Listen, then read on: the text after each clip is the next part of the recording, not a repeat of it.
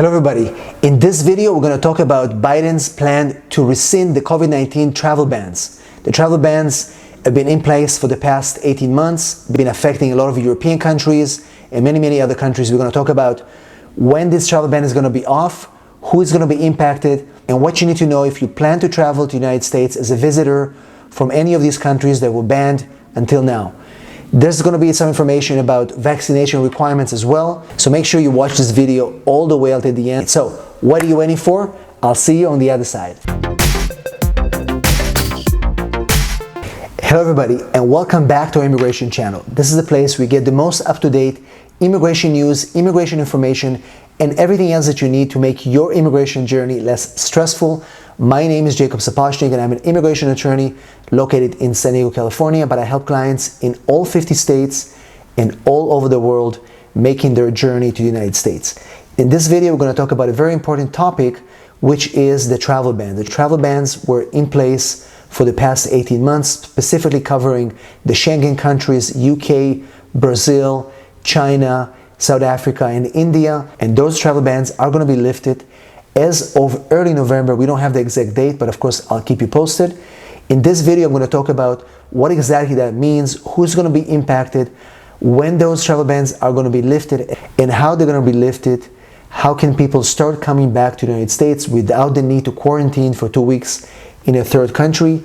All the details are going to be in this video, so make sure you watch this until the end. I'm going to cover all the countries and let you know what you need to do so you'll be able to plan your trip to the United States in the next few months and also through next year, 2022. So let's jump right in. So what actually happened? About a week ago, the White House announced their plans to rescind the COVID-19 travel bans. These travel bans covered the following countries specifically: individuals from China, from Iran, UK, Ireland, Brazil, South Africa, and India. And instead of banning people from coming from those countries, they're going to create solutions to limit the spread of COVID-19, but still allow people to come to the United States to visit their family, their friends, for business purposes, and create the flow of movement like we had before COVID-19. So instead of these travel bans, the requirement essentially will be that anybody who's coming to the United States from any of these countries must prove that they've been vaccinated, fully vaccinated.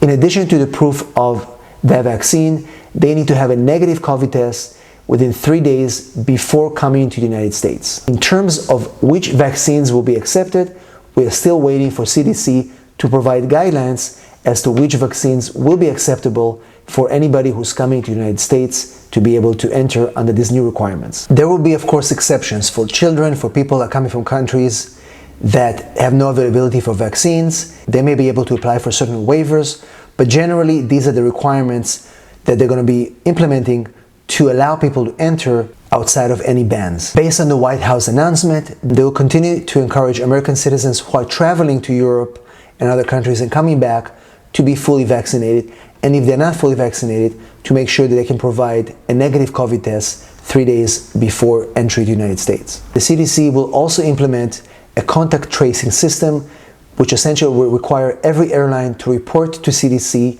which passengers from which country enter the United States, when they're planned to leave. So if they get infected with COVID-19, CDC will be able to trace them and monitor their whereabouts. Essentially, while this requirement may seem restrictive, it's definitely going to make it easier for people to travel to the United States instead of being stuck in a third country for 2 weeks, not being able to continue with their trip plans. So these are some good news that will help travelers who are planning to come to the United States after early November. So overall, we welcome the decision to lift the travel ban and find alternative ways to deal with the COVID-19 pandemic spread. So one of the questions that the administration was asked is, why have they kept these travel bans for so long? Biden took office in January. It took him almost 8 months to make the decision. Why now? The administration was saying that they were working on building this new system to be able to trace people and be able to make sure that more people are going to get vaccinated. From the moment Biden was elected until now, it seems like more people, especially in the United States, are getting the vaccine, but also around the world. The vaccine is now available in many more countries than it used to be earlier in the year. So that's one of the reasons that they state. Also, the protocols they put in place right now with their contact tracing, being able to get reporting from the airlines, as to who's coming in is going to make it much easier for them to control a spread if it happens. Another question that was asked is, why are they announcing it now? This is late September. This is only going to be implemented sometimes in early November. We don't have a date. Why announce it now? And what's going to happen between now and November, early November? And their response is that announcing it early enough gives them enough time to implement what they need to implement. It also gives notice to people to make plans. Those people that are planning to come here for Christmas or early next year, they're going to start making travel plans based on this new information. Also, airlines need to make some travel arrangements as well to implement this new system, to be able to provide information to the government, whether it's connecting the systems of the airline with the CDC or whatever they have to do. That's also going to take time, so they wanted to give enough notice to the public that they're going to start doing that. People are asking, why are they doing this now? Isn't this going to increase the risk of people coming to the United States, might be infected, they're going to spread COVID-19 in the United States because more people are going to start coming here? Isn't this dangerous, and why are they doing it now? The administration is saying no, it's going to encourage more people around the world, first of all, to get vaccinated because they want to come to the United States, but it's also going to get more Americans vaccinated or encourage them to get vaccinated because under the new requirements, they're going to need to have proof of COVID-19 negative results within 1 day of their flight. It's going to create maybe more restrictions, more burden on people that are unvaccinated, and it may encourage more people to get the vaccine because they want to be able to travel. So that's, again, the logic behind doing this. What kind of proof of vaccination will be required? So right now the CDC is working on guidelines to figure out which vaccines will be approved and what sort of documentation, whether it's going to be some sort of a green badge or vaccine passport or something like that they're going to be implementing to allow people to be able to board a plane and show proof of vaccination fast enough so they won't be stuck at the airport clearance and risk delays or losing their flights or just creating even more backlog at the airport. So they're working on implementing what proof exactly they're going to be requiring from people to show upon entry. Now remember, non-essential travel is still not lifted yet.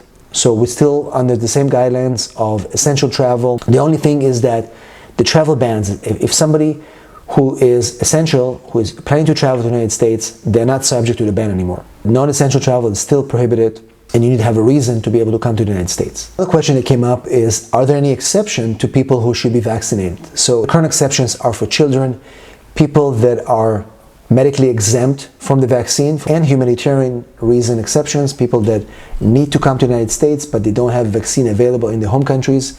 They're still going to be able to enter if they meet those requirements. So once again, there's no clear date when this is going to be in effect. All we know it's going to be early November, and once we have the clear date, we'll obviously let you know. Once again, if you're planning to travel to the United States, make sure you make those plans carefully. Things change every single day, and of course, once we know any new updates, we will update them on this channel. If you need help with any immigration matter, make sure you text me 619-483-4549. We are here for you. And also, if you're here for the first time, do not forget to subscribe to our channel, click the notification bell, give us a big like, so YouTube will be able to share this video with more people just like you. Thank you for watching, and I'll see you in the next video.